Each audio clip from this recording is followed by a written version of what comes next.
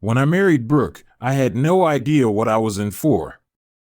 My name's Daniel Harper, as you already know, and my wife's name is Brooke.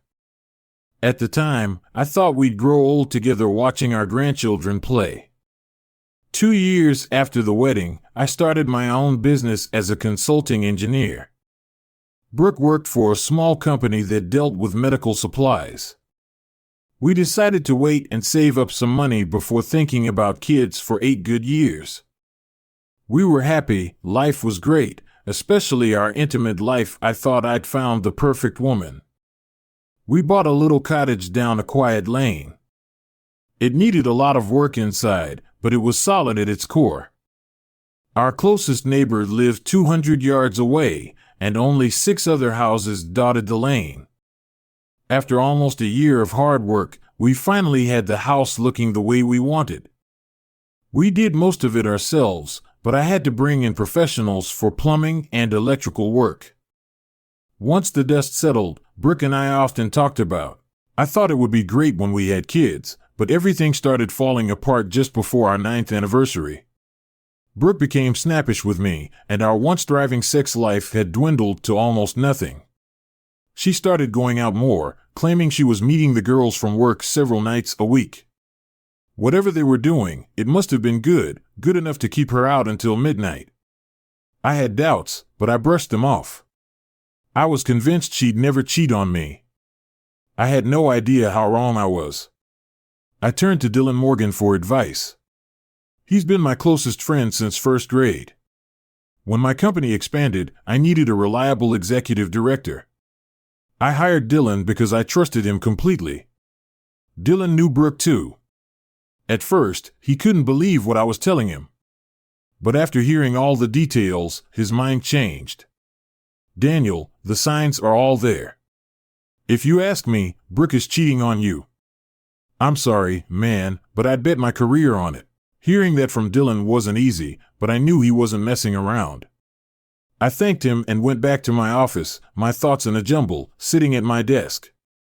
I realized that if Brooke really was cheating, our marriage was over. I knew she'd get half of everything I owned, and the thought made me sick. I started searching for a private investigator and found one who was available to meet that very day.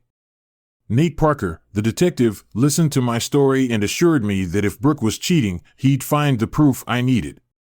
After leaving his office, I felt a little better, though I silently hoped I was throwing my money away.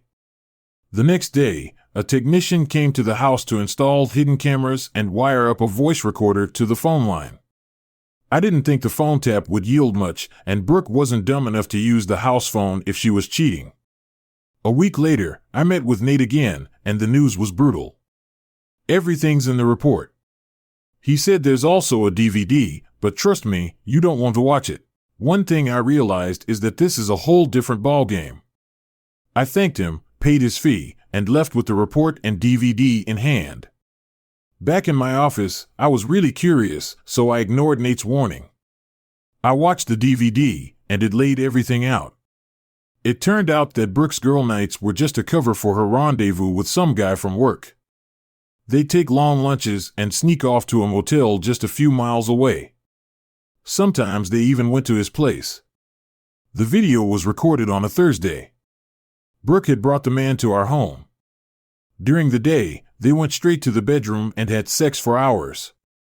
She did everything for him. The worst part was hearing Brooke say, "I need to meet up with you and the guys again. What we have is great, but all those big toys are heaven." I didn't know this man she was with, but he wasn't much different from me. We were about the same age and build, and I had all the evidence I needed. I planned to catch them in the act at our cottage. I wanted to beat the hell out of him. The following Thursday, I left work early and drove past the house. Sure enough, Brooke's car was there, along with one I didn't recognize. I parked down the street and walked up to the house. As soon as I opened the door, I could hear them going at it upstairs. I stormed into the bedroom and yelled at the guy to get out of my house. That was my first mistake. This guy was no small-time jerk. He stood well over 6 feet and probably had 100 pounds on me. He charged at me, and everything went downhill from there. When I came to, I was tied to a chair with a gag in my mouth. Brooke was on the bed with 3 men, screaming like she was having the time of her life. One of the guys eventually noticed I was awake. "Hey, look, the little wimps are awake," they all laughed. Brooke untangled herself from the pile on the bed and walked over to me with a wicked grin on her face. She pulled the gag from my mouth. "Why, Brooke, why would you do this to us?" I asked her. She just smiled, her grin getting even wider. "You're boring, Daniel. All you care about is kids. And having a wife to take care of you? That's not me. I want to have fun, and as you can see, I have 3 real men here to satisfy me. I don't need you anymore." I couldn't believe the woman standing before me was my wife. This wasn't Brooke, not the woman I married. One of the guys punched me hard, and again, everything went dark. When I came to, I realized I was lying on my side, my wrists and ankles bound with a hood over my head. The hum of an engine told me I was in some kind of vehicle. The cold metallic the floor made it clear I was in the back of a van. It looked like he was waking up. One of them muttered, "Good. That saves us the trouble of dragging him. We're almost there." I felt the vehicle bouncing over rough terrain, dirt roads, or worse. My head was still throbbing from the earlier blow. A wave of relief hit me when the van finally came to a stop. Little did I know the worst was yet to come. "Untie his legs. At least he can walk the rest of the way," another voice commanded. Those words sent a chill down my spine. Then it hit me, they were going to kill me. I stumbled across the uneven ground, tripping more than once, and got up. "I'm not carrying you," someone barked. Then I felt a hard smack to the back of my head. I prayed silently for it to be quick. Whatever was coming, I hoped they wouldn't draw it out. I was standing there with a hood over my head, unable to see anything. I braced myself for the sound of a gun being cocked, but instead I felt punches and kicks coming from all directions, knocking me to the ground. The blows kept coming until my body stopped responding. I lay there barely conscious, but somehow still alive. I felt someone's hand on my neck probing for a pulse. Should we bury him or just leave him?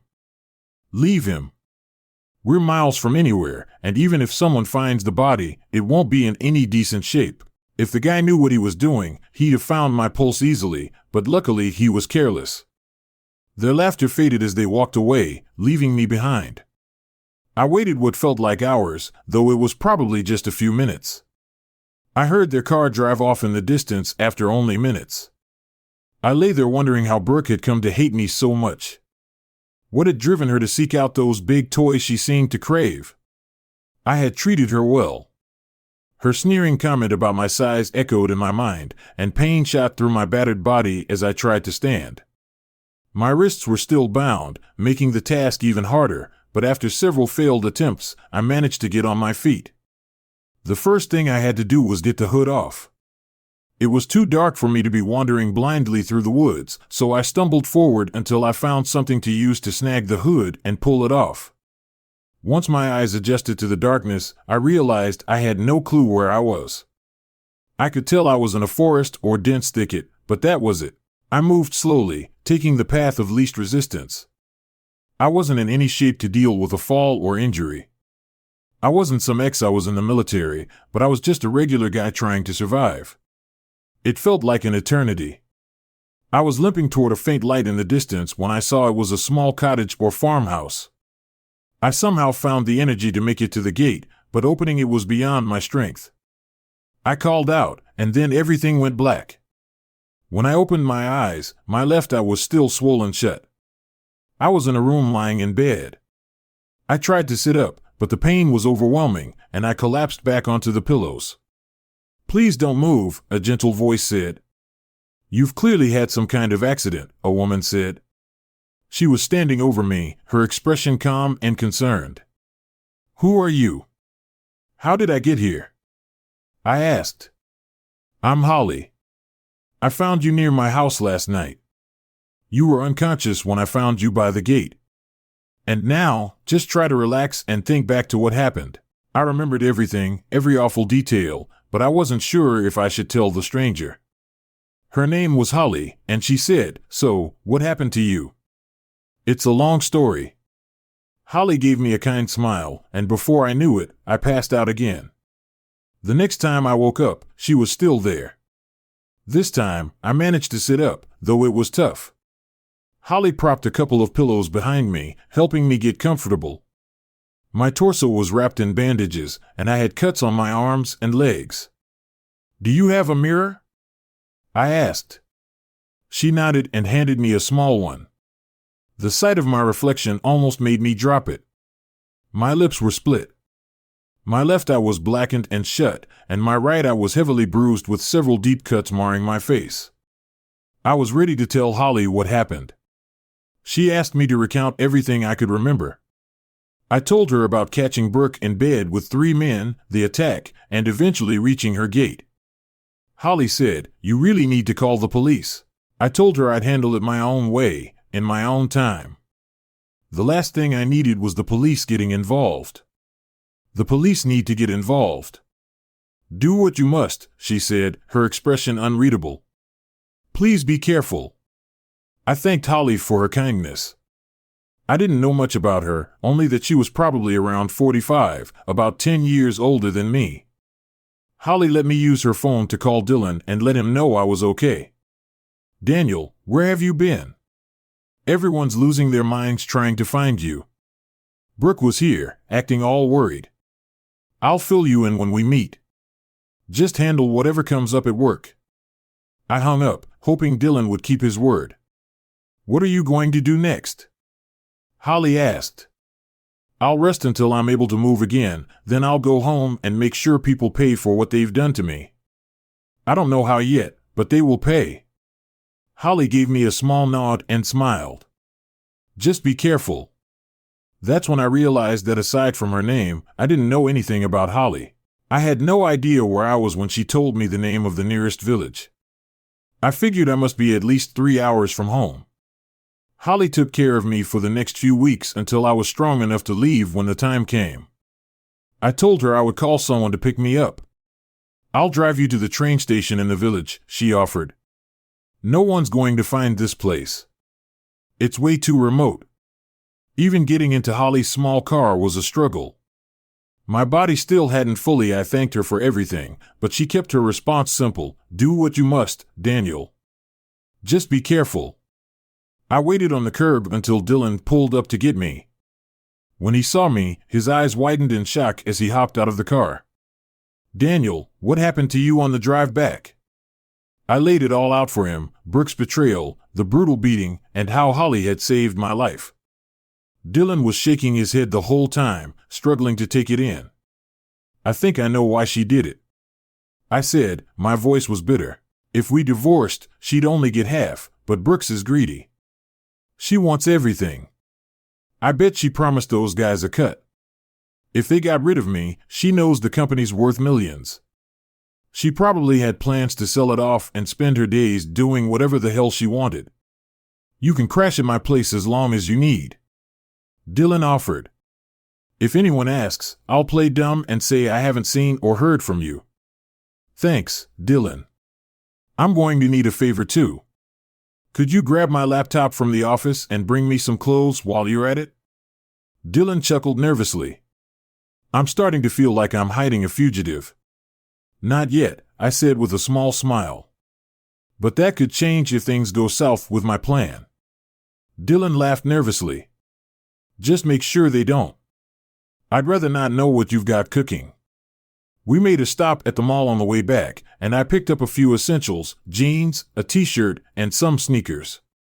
I picked up a few essentials: shirts, socks, and sneakers. It wasn't much, but it would do for now. I had more clothes at the house, or at least I thought I did. They were still there by the time we got to Dylan's.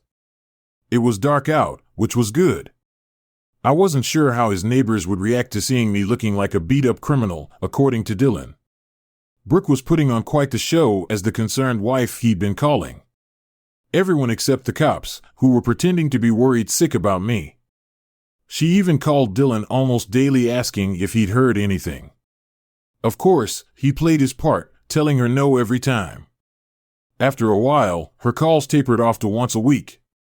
I figured she was too busy enjoying her freedom to worry about me anymore, with so much free time on her hands. My mind wandered and my desire for revenge festered. I couldn't let her get away with what she'd done. I was determined to make her pay for what she'd done. The more I thought about it, the more I considered different ways to get revenge. I even considered involving other people, though I wasn't ready to involve anyone else in my plan. It wasn't long before my hatred led me to some dark corners of the web. I came across forums where people talked about hiring hitmen. They called them mechanics. I didn't know if any of it was real, but I started putting together a plan. Desperation led me to post a cryptic message about needing help with a chemical problem. Plenty of weirdos replied, but one message stood out. The guy seemed to understand what I wanted. After exchanging a few encrypted messages, I was convinced he was the real deal. He made it clear I wasn't law enforcement, and after that, once I logged out, I started looking for the supplies I needed online. It took longer than I thought, but I eventually found everything. The next step was to figure out when Brooke and her team would be at the house.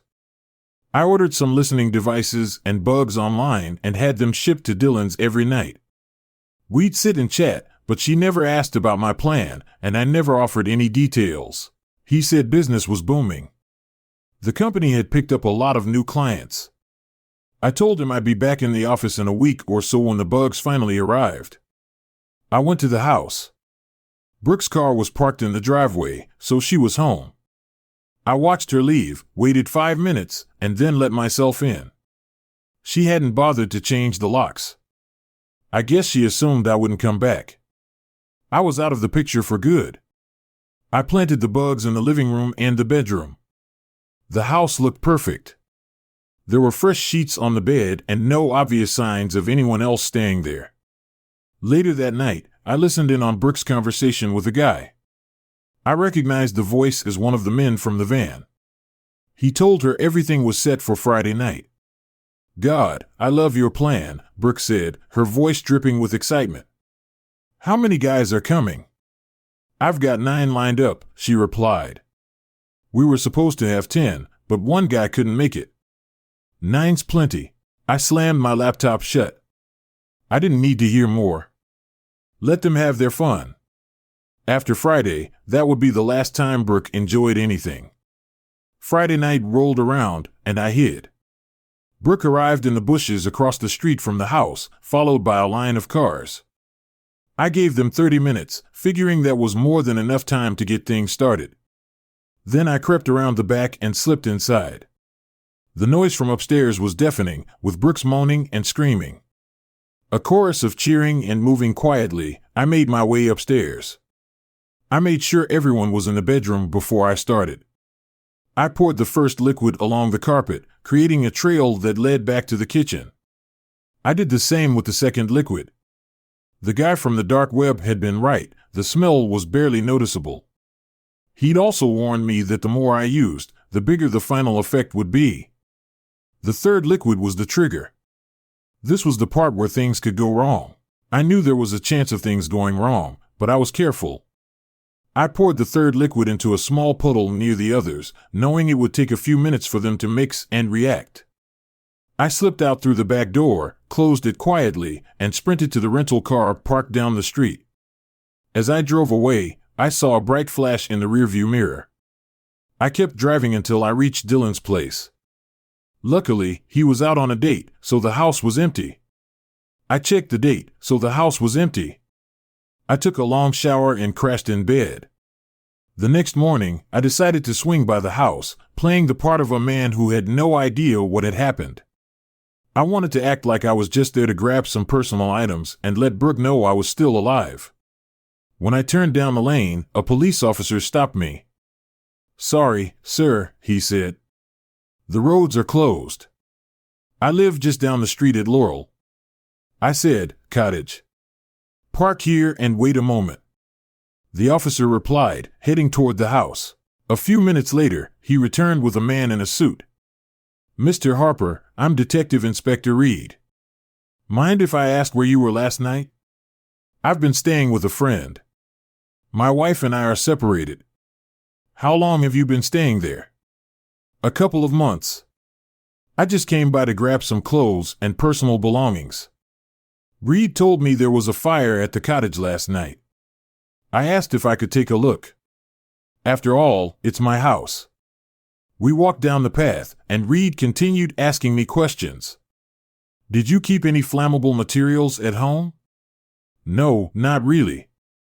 There's a small gas can in the shed for the lawnmower, but that's it. The cottage was a wreck.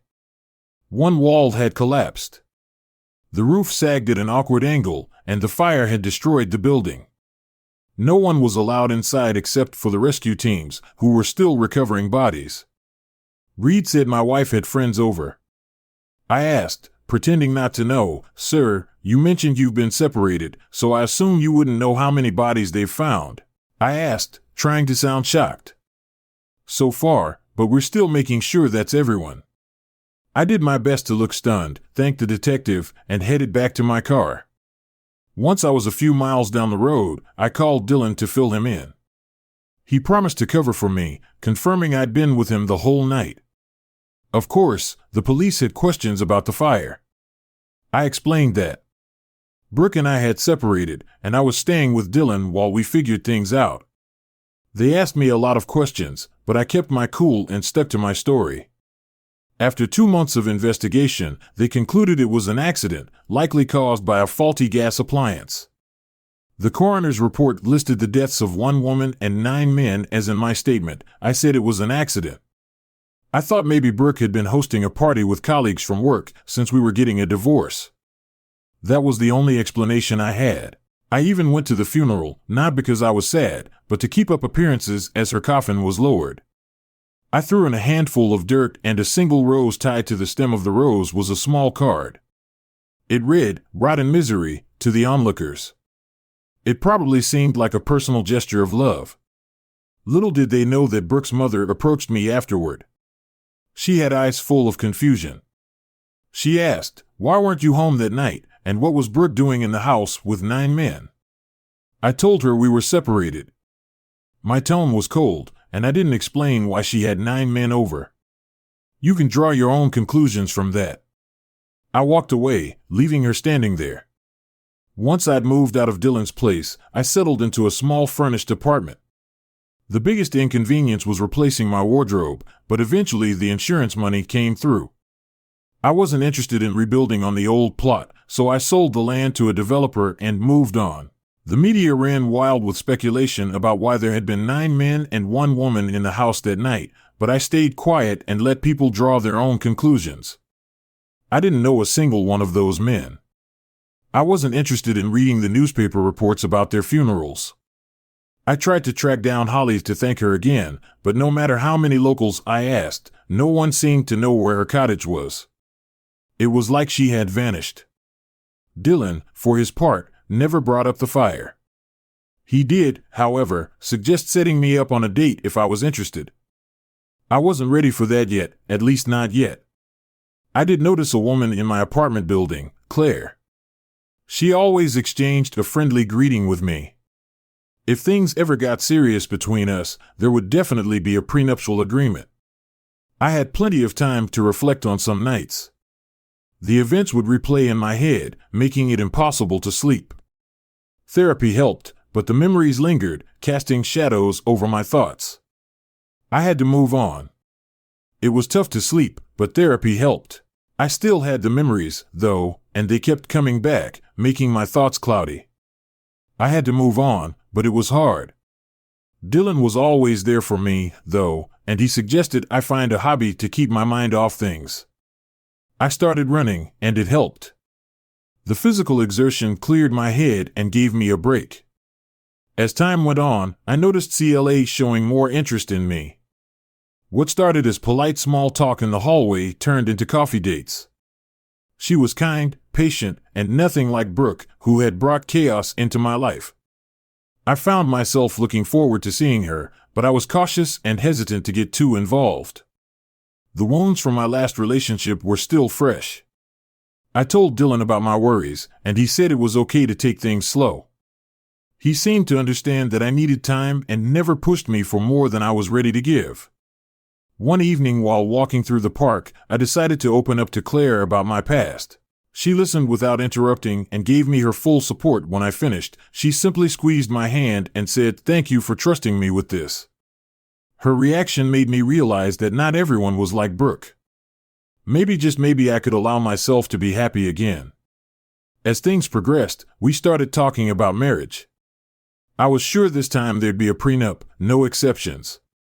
Claire respected my decision, and we had an open conversation about it. Our honesty with each other only deepened our connection, slowly but surely. Life began to return to some semblance of normal. The nightmares came less often, and I found myself smiling at Claire, and I kept building something real, taking it one day at a time. Dylan was always there, offering advice or a joke to lift my spirits. Looking back, it was hard to believe how much had changed from the anger and betrayal I'd felt. I also found hope again in Holly's kindness. Dylan's support and Claire's patience were both important in my recovery. I came to see that while my past would always be part of me, it didn't have to define my future with the right people by my side. I was ready to move forward and create a new chapter in my life, one filled with love, trust, and the possibility of real happiness. Thanks for watching this emotional story of life. I hope it touched your heart. If you enjoyed it, please like the video, subscribe to the channel, and hit the notification bell so you don't miss a fresh story every day. I'd love to hear your thoughts in the comments, so feel free to share your experiences and tell your story.